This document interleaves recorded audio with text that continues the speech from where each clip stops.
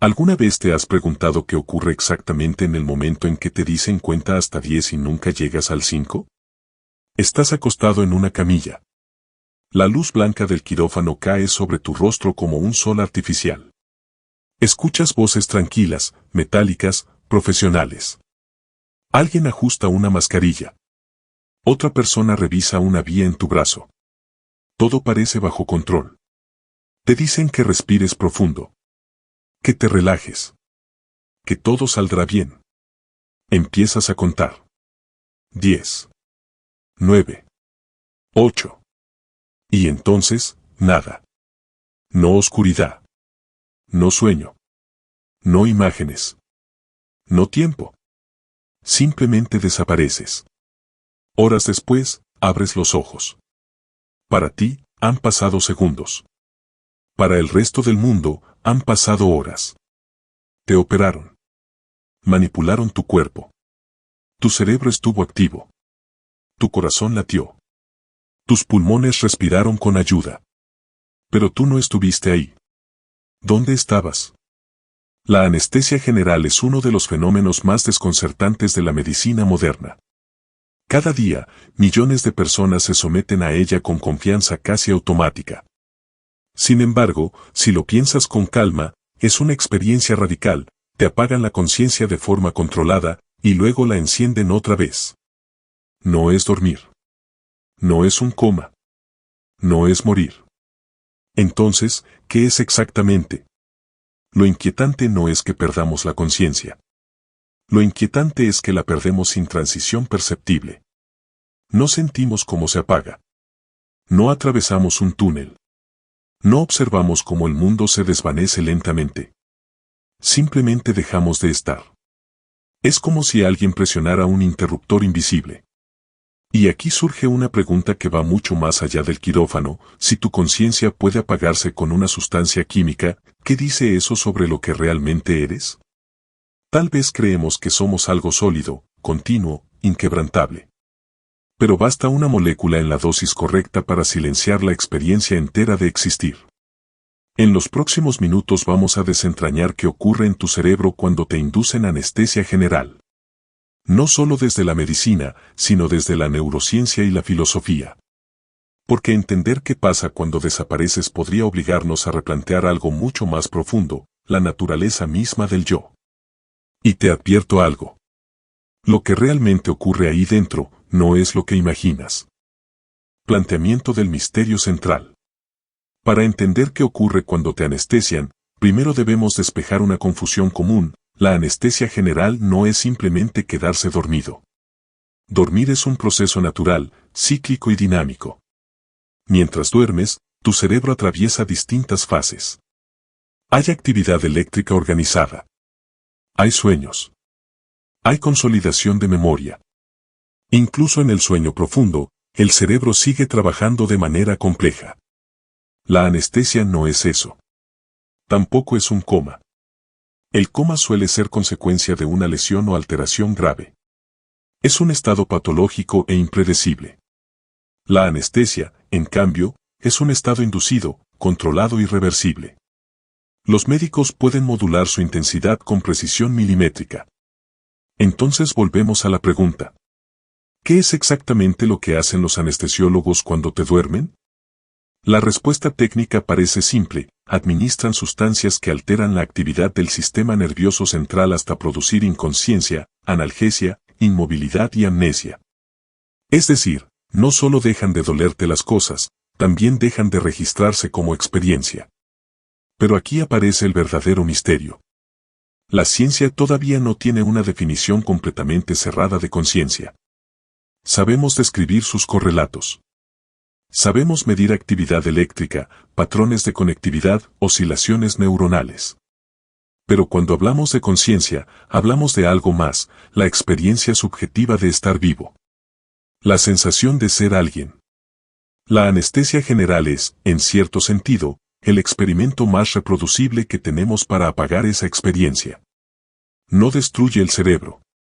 No elimina sus estructuras. No borra tus recuerdos. Solo interrumpe temporalmente la posibilidad de que surja la experiencia consciente. Imagina esto, tu cerebro contiene aproximadamente 86.000 millones de neuronas. Cada una puede conectarse con miles de otras. El resultado es una red inmensa, dinámica, eléctrica y química. Esa red genera pensamientos, emociones, recuerdos, decisiones. Y, de algún modo, genera el yo. La anestesia no apaga cada neurona individual. No desconecta cada cable. Lo que hace es alterar la forma en que esas neuronas se comunican entre sí. Cambia la dinámica global del sistema. Y aquí es donde todo se vuelve más inquietante. Porque lo que se apaga no es el cerebro completo. Tu corazón sigue latiendo. Tu tronco encefálico sigue regulando funciones vitales. Incluso algunas áreas corticales continúan activas. Pero algo esencial deja de ocurrir. La integración. Diversos estudios sugieren que la conciencia no depende solo de actividad, sino de integración de información. No basta con que haya señales eléctricas, esas señales deben coordinarse de manera específica, intercambiar información de forma compleja y global. Cuando te anestesian, esa integración se fragmenta. Es como si una ciudad siguiera teniendo electricidad en cada edificio, pero las carreteras que conectan esos edificios quedaran bloqueadas. Hay actividad local, pero no hay una experiencia unificada. Y si la conciencia depende de esa unidad dinámica, entonces el yo podría no ser una cosa, sino un proceso. Un proceso que puede detenerse. Pero aquí surge una pregunta aún más profunda. Si tu conciencia puede interrumpirse por completo durante horas, ¿dónde estabas mientras no estabas? No recuerdas nada. No percibiste nada. No soñaste nada. El tiempo desapareció. Desde tu perspectiva, el mundo hizo un salto. Eso nos obliga a confrontar algo incómodo, la continuidad que sentimos como identidad podría ser más frágil de lo que creemos. Y lo que vamos a ver ahora es exactamente cómo una sustancia química logra producir ese efecto con una precisión que roza lo quirúrgico. Porque entender el mecanismo cambia por completo la forma en que miramos nuestra propia mente. ¿Cómo actúan los anestésicos en el cerebro? Para comprender qué ocurre cuando te inducen anestesia general, debemos descender al nivel microscópico. No al quirófano. No a la camilla. Sino al espacio diminuto donde una neurona conversa con otra. Las neuronas no se tocan directamente. Se comunican a través de sinapsis, pequeños espacios donde liberan sustancias químicas llamadas neurotransmisores. Estas moléculas funcionan como mensajes, pueden excitar o inhibir la actividad de la célula receptora. Aquí entran en juego dos protagonistas fundamentales. El primero es el GABA, el principal neurotransmisor inhibidor del cerebro. Cuando el GABA se une a sus receptores, reduce la probabilidad de que la neurona dispare impulsos eléctricos. Es, en términos simples, un freno. El segundo es el glutamato, el principal neurotransmisor excitador. Actúa como acelerador, facilitando que las neuronas se activen y transmitan información. La mayoría de los anestésicos generales actúan potenciando el efecto del GABA o disminuyendo la acción del glutamato. Es decir, amplifican el freno y debilitan el acelerador. Pero esto no significa que el cerebro se apague como una bombilla. Imagina una orquesta sinfónica. Cada instrumento representa una red neuronal. Cuando todos tocan coordinadamente, emerge una melodía compleja. Esa melodía es tu experiencia consciente. La anestesia no destruye los instrumentos. No rompe los violines ni silencia los tambores de forma permanente. Lo que hace es alterar la capacidad de sincronización.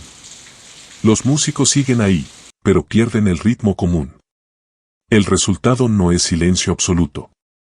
Es desorganización. Sustancias como el propofol, uno de los anestésicos más utilizados, incrementan la actividad inhibidora del GABA. Esto provoca una disminución de la comunicación entre regiones cerebrales distantes. Las neuronas aún pueden disparar localmente, pero la conversación global se debilita. Y aquí aparece un punto clave. La conciencia parece requerir no solo actividad, sino integración a gran escala. Cuando los anestésicos interrumpen esa integración, la experiencia subjetiva se desvanece. No es un apagón total. Es una desconexión funcional. Pero eso es solo el inicio del fenómeno. Porque más allá de los neurotransmisores, existen redes completas cuya dinámica cambia radicalmente bajo anestesia.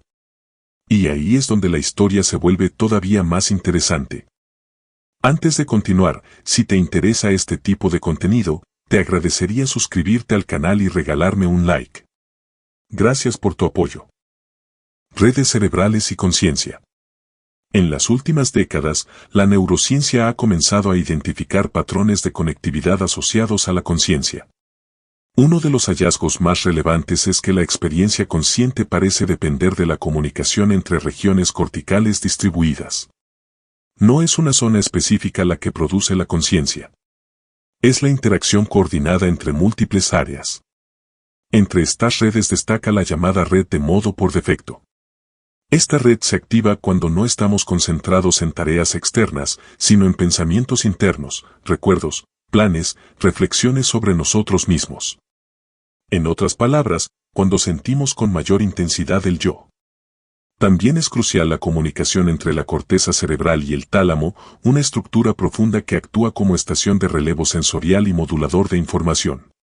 Bajo anestesia general, estudios con electroencefalografía y resonancia magnética funcional han mostrado algo consistente: la conectividad entre estas regiones disminuye drásticamente.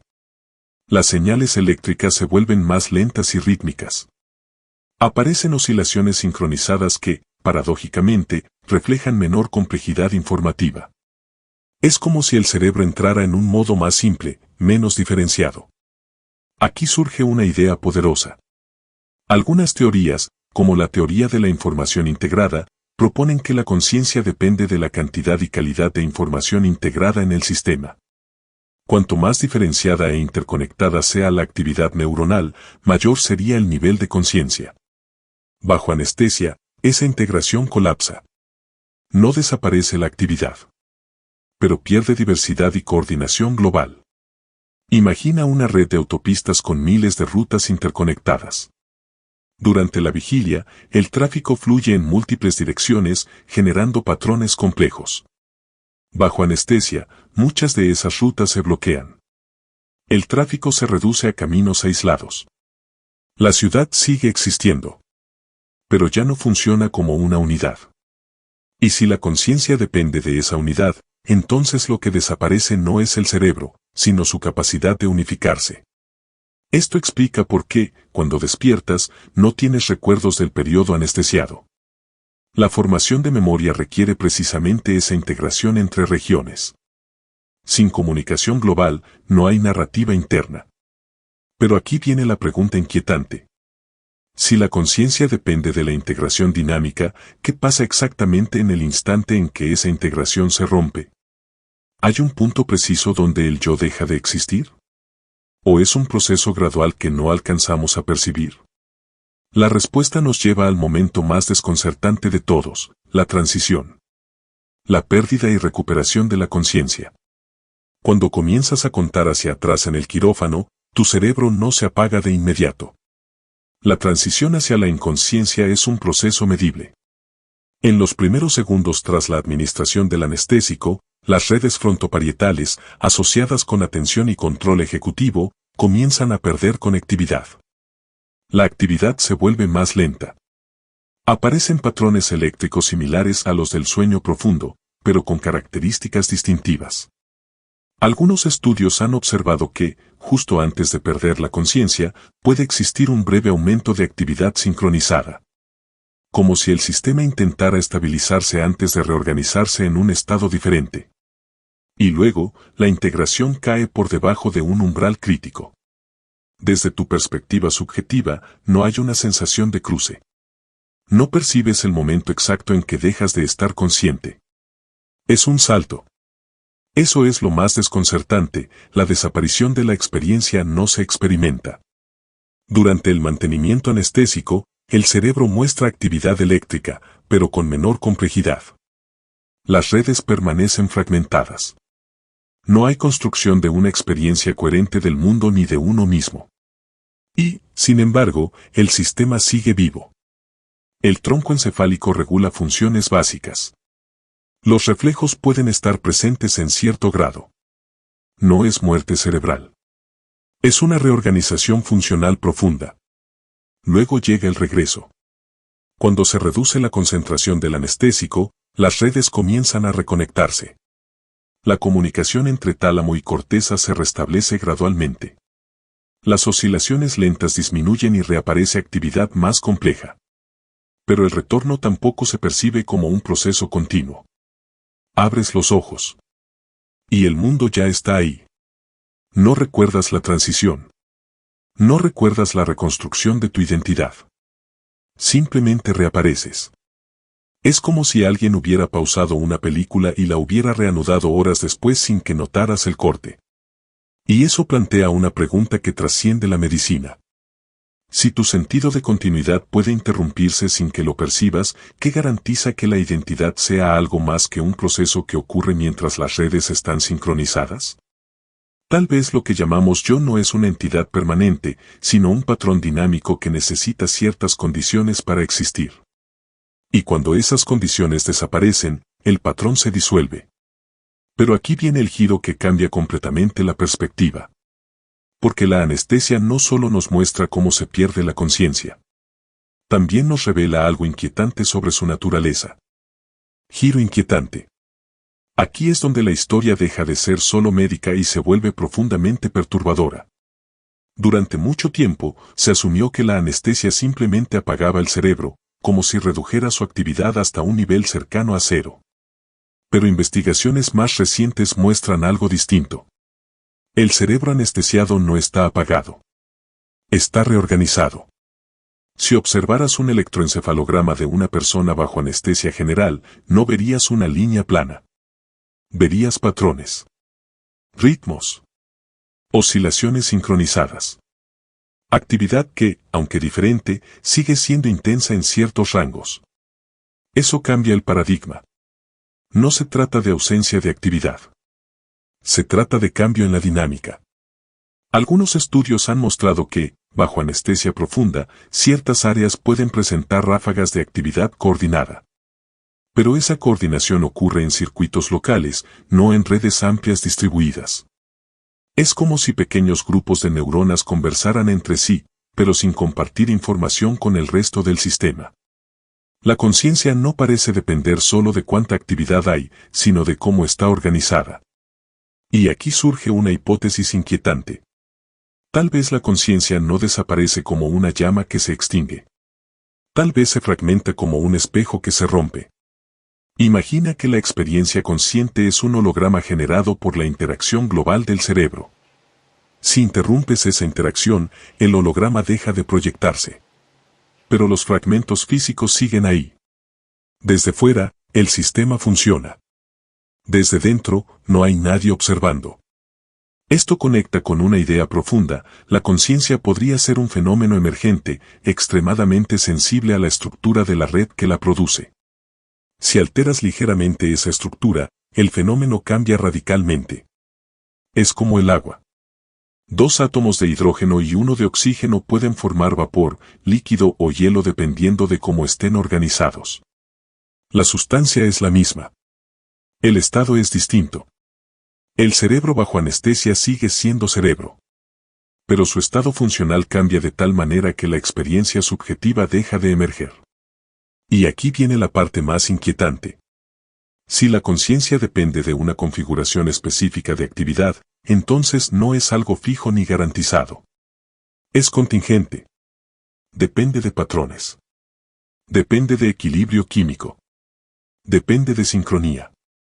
Eso significa que el yo no es una entidad sólida escondida en alguna parte del cráneo. Es un proceso dinámico que puede colapsar si se alteran ciertas condiciones. Y ahora la pregunta se vuelve casi filosófica.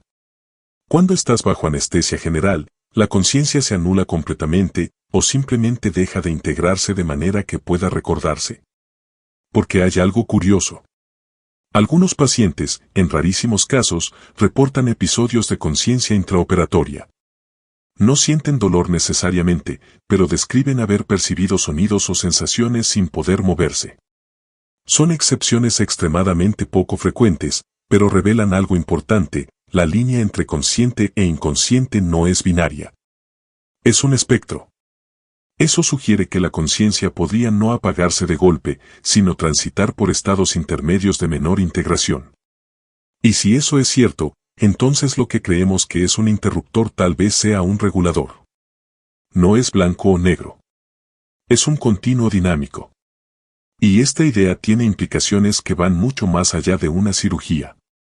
Porque si el yo puede fragmentarse, reorganizarse o disminuir dependiendo de la conectividad, entonces nuestra identidad es mucho más frágil de lo que estamos dispuestos a admitir. Y eso nos lleva a una pregunta inevitable. Si lo que eres puede alterarse químicamente hasta desaparecer, ¿qué eres realmente?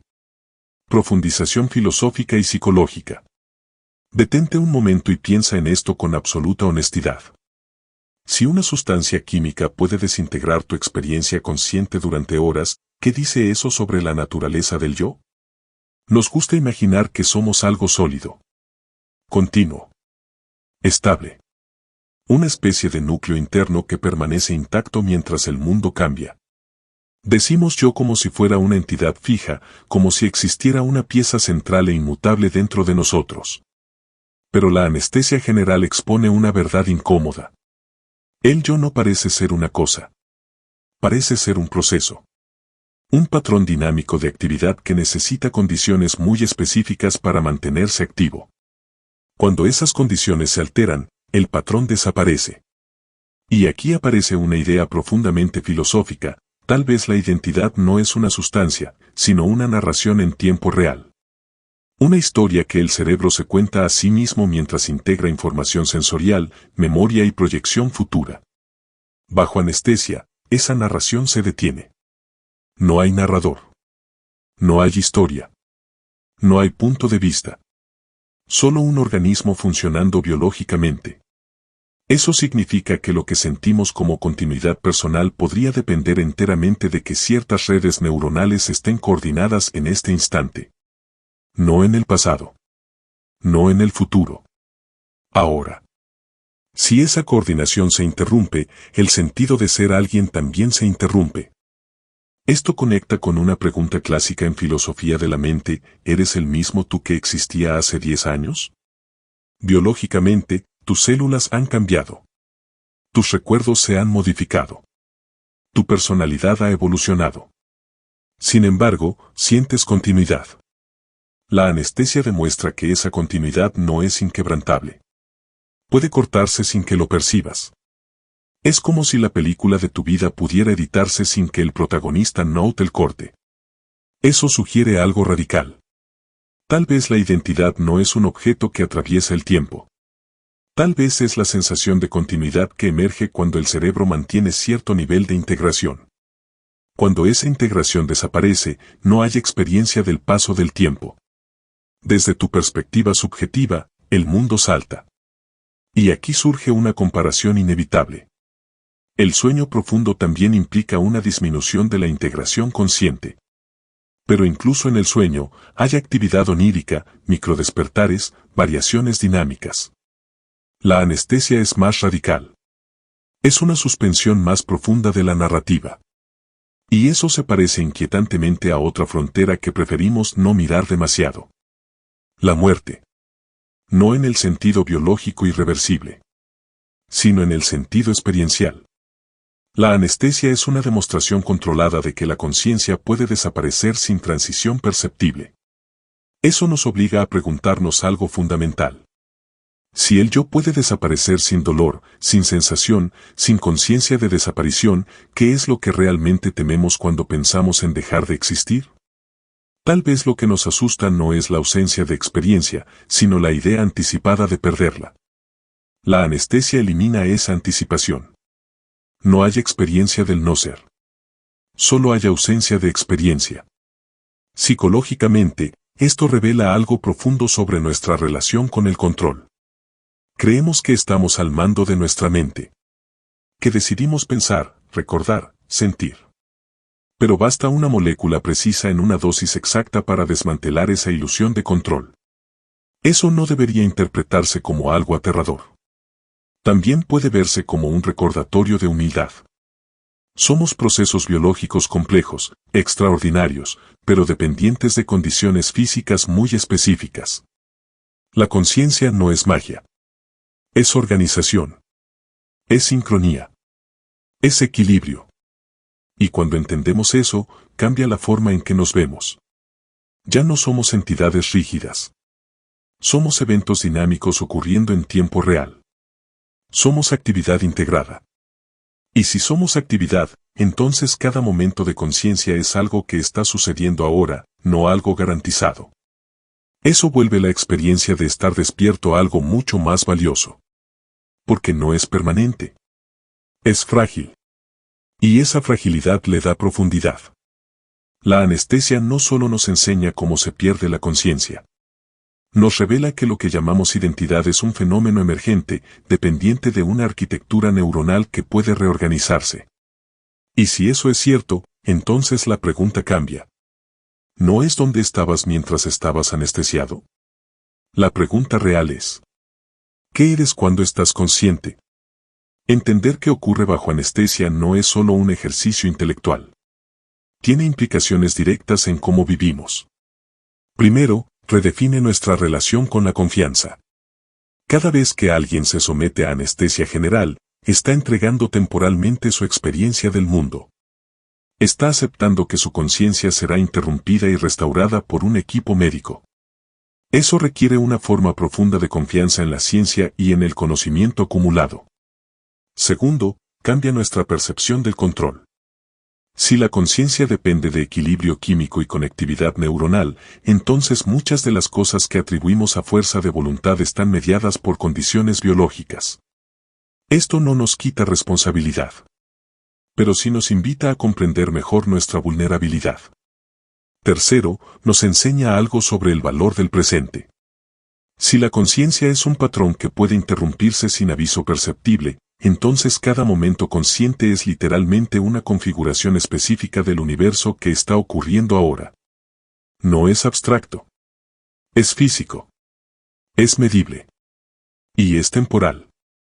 Cuando despiertas de la anestesia, no sientes que hayas viajado. No hay memoria del vacío. Solo hay continuidad reconstruida. Eso debería hacernos apreciar la experiencia diaria con más intensidad. El simple hecho de percibir, pensar, sentir, cuestionar, es el resultado de una red inmensa funcionando de manera integrada. La anestesia nos recuerda que no somos entidades aisladas del cuerpo. Somos el cuerpo funcionando de cierta manera. Eso puede resultar desmitificador. Pero también puede ser liberador. Porque si la conciencia es un fenómeno emergente, entonces cuidarla implica cuidar el sistema que la hace posible, el cerebro, el descanso, la salud mental, el equilibrio químico. También nos invita a relativizar ciertos miedos. Tememos la pérdida de conciencia porque la imaginamos desde la conciencia. Pero la anestesia demuestra que la ausencia de experiencia no se experimenta. Eso no elimina preguntas profundas sobre la existencia. Pero sí cambia el ángulo desde el cual las observamos. Tal vez no se trata de aferrarnos a una identidad rígida. Tal vez se trata de comprender que somos procesos en constante actualización. Y si somos procesos, entonces cada instante consciente es un acto extraordinario de organización biológica. Un evento improbable. Un fenómeno emergente. Algo que está ocurriendo ahora mismo mientras escuchas estas palabras. Volvamos al quirófano. Estás bajo la luz blanca. Te dicen que cuentes hacia atrás. Tu voz suena tranquila. 10. 9. 8. Y luego desapareces. No hay transición que puedas recordar. No hay experiencia del apagado. Solo un corte limpio en la narrativa de tu vida. Horas después, abres los ojos. El mundo sigue ahí. Las personas siguen ahí. Tu cuerpo sigue ahí. Y, de algún modo, tú también. Pero lo que ocurrió en medio revela algo extraordinario. La conciencia no es un objeto guardado dentro de tu cabeza. Es un proceso dinámico que emerge cuando miles de millones de neuronas se coordinan de manera precisa. Es un patrón que puede desorganizarse y reorganizarse. Eres menos una cosa, y más un acontecimiento.